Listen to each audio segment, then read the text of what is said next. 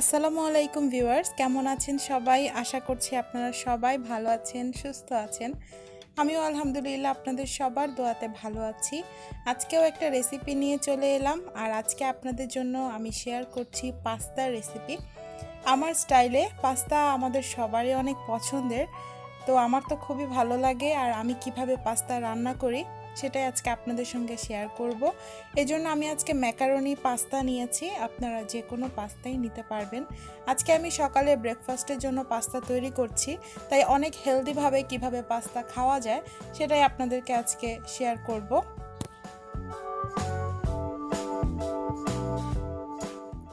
রান্না করার জন্য অবশ্যই পাস্তাটা সেদ্ধ করে নিতে হবে। এই জন্য আমি একটা প্যান বসিয়ে এটা ভর্তি করে পানি দিয়ে দিলাম, আর পানিটা আমার গরমই ছিল। আপনারা চাইলে পানিটা গরম করে নিয়ে তারপর এর মধ্যে পাস্তা দিয়ে দিবেন। আমি এখানে 2 কাপ পরিমাণে পাস্তা দিচ্ছি, আপনারা কম বেশি নিতে পারবেন পরিমাণে। আমার কাছে পার্সোনালি যেটা পছন্দ সেটা হচ্ছে পাস্তার সাথে একটু নুডলস মিশিয়ে খাওয়া বা রান্না করা। এটা আমার কাছে খুব ভালো লাগে। এজন্য আমার স্টাইলে আমি যখন পাস্তা রান্না করি সাথে একটু নুডলস দিয়ে দিই অল্প পরিমাণে। তবে আপনাদের কাছে যদি এটা উইয়ার্ড লাগে তাহলে আপনারা কিন্তু অবশ্যই নুডলসটা স্কিপ করতে পারেন। আমার কাছে দুইটা একসাথে মিক্স করে রান্না করলে খুব ভালো লাগে। এজন্য আমি যখন পাস্তা রান্না করি অল্প একটু নুডলস সাথে অ্যাড করে দেই। তো নুডলস রান্না হতে বা সেদ্ধ হতে কিন্তু খুব একটা সময় লাগে না, পাস্তা সেদ্ধ হতে একটু বেশি সময় লাগে। এজন্য পাস্তাটা যখন অলমোস্ট সেদ্ধ হয়ে আসে তখন নুডলসটা দিয়ে জাস্ট 1 থেকে 1.5 মিনিট সেদ্ধ করার পরেই কিন্তু দুইটা একরকম কুক হয়ে যায়। তো আমি সেটাই করে নিচ্ছি।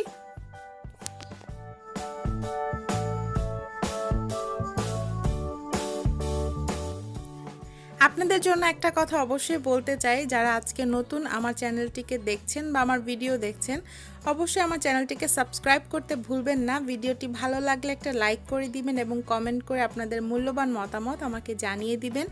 সেই সাথে আমার চ্যানেলে আরও অন্যান্য ভিডিওগুলো আপনারা চাইলে একটু ভিজিট করতে পারেন।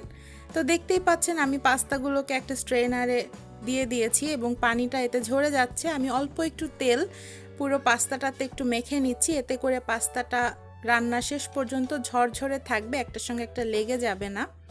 দেখতে পাচ্ছেন আমি অল্প পরিমাণে নুডলস দিয়েছি, হয়তো এটা অনেকের কাছে একটু ওয়ের্ড লাগবে, বাট আমার কাছে আসলেই মজা লাগে, এজন্য আমি এভাবে করি।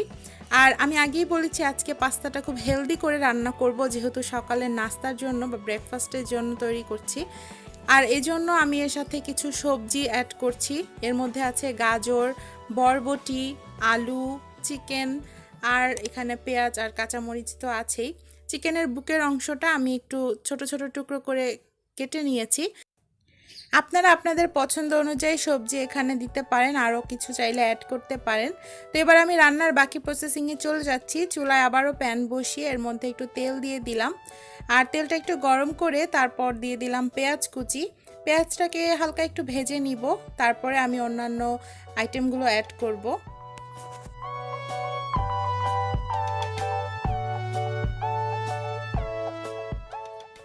পেঁয়াজটাকে হালকা করে ভেজে নিয়ে এবার এর মধ্যে আমি চিকেনটাকে দিয়ে দিলাম। চিকেনগুলোকে আমি ছোট ছোট করে কেটে নিয়েছি, দেখেই বুঝতে পারছেন আশা করি। নুডলস বা পাস্তা এ ধরনের রেসিপিতে একটু মাংস জাতীয় থাকলে ভালোই লাগে। চাইলে এখানে কিন্তু বিফও ইউজ করা যেতে পারে, অথবা বিফ কিমা দিলেও কিন্তু খুব মজা হয়।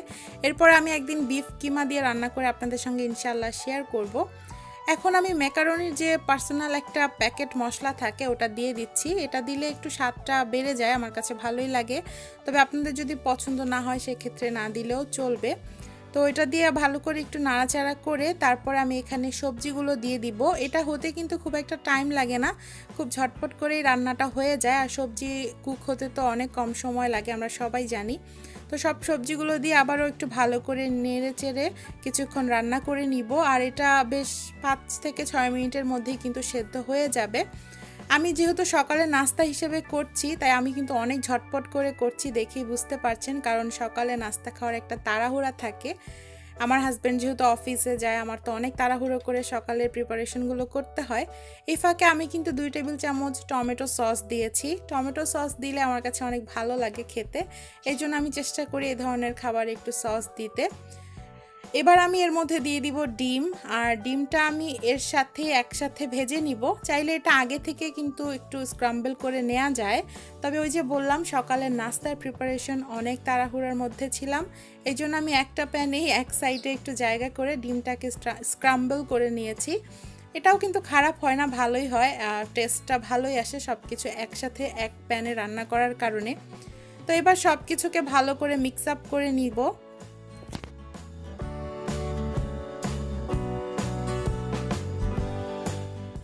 সবশেষে এর মধ্যে কাঁচামরিচ কুচি দিয়ে দিলাম। যে যেমন ঝাল খেতে পছন্দ করেন ঠিক তেমনই ঝাল দিবেন, কম বেশি আপনাদের পছন্দ মতো।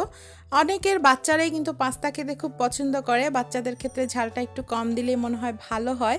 আমি তো আসলে অনেক বেশি ঝাল খাই, এই জন্য দেখতেই পাচ্ছেন আমি কাঁচামরিচ দেওয়ার পরেও আবার একটু শুকনা মরিচের গুঁড়াও অ্যাড করেছি। তো এটা কিন্তু একদমই অপশনাল, শুকনা মরিচ না দেওয়াটাই ভালো হবে। আমার মতো যারা বেশি ঝাল খান তারাই শুধু দিবেন। আর এর মধ্যে আমি অল্প একটু চিনি দিচ্ছি, জাস্ট হাফ চা চামচের মতো, তাহলে কিন্তু এই পাস্তাটা খেতে অনেক মজা লাগবে, হালকা হালকা একটা মিষ্টি ভাব থাকবে। ঝাল মিষ্টি সব মিলিয়ে খুবই টেস্টি হয় এই পাস্তাটা। আর আগেই বলেছি এটা সকালের নাস্তা ডেফিনেটলি অনেক হেলদি হওয়া চাই, যেহেতু এর মধ্যে অনেক সবজি আছে, এর মধ্যে চিকেন আছে, সব মিলিয়ে কিন্তু এটা সত্যি একটা হেলদি খাবার। আর আপনারা যদি এটা অলিভ অয়েল দিয়ে তৈরি করেন তাহলে এটা আরও বেশি হেলদি হয়ে যাবে। তো সব কিছু রান্না করে নেওয়ার পর এখন কিন্তু আমি এর মধ্যে পাস্তা আর নুডলসটা যে সিদ্ধ করে রেখেছিলাম সেটা দিয়ে দিলাম। আর দেখতেই পাচ্ছেন এটা কিন্তু একদমই ঝরঝরা আছে, যেহেতু আমি একটু তেল মেখে রেখেছিলাম তাই এটা এখনও ঝরঝরা আছে। তো এবার এগুলোকে ভালো করে মিক্স করে 1-1.5 মিনিটের মতো রান্না করলেই কিন্তু পাস্তাটা একদম কমপ্লিট হয়ে যাবে। আর আমার কাছে কিন্তু এটা ভীষণ মজা লাগে, শুধু সকালের নাস্তাই না, আপনারা চাইলে বিকেলের নাস্তায় বা মেহমান আসলে কিংবা রাতের ডিনারেও এই ধরনের খাবার তৈরি করতে পারেন। আশা করি আপনাদের বাসার সবার অনেক ভালো লাগবে।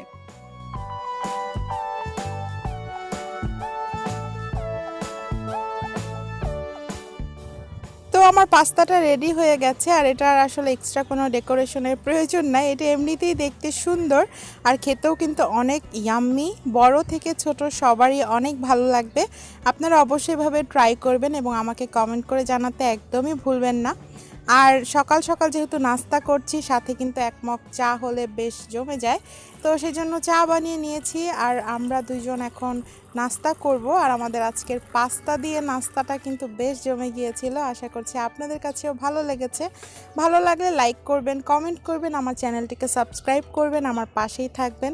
আমাদের জন্য সবাই দোয়া করবেন, আপনাদের জন্য অনেক অনেক দোয়া রইল।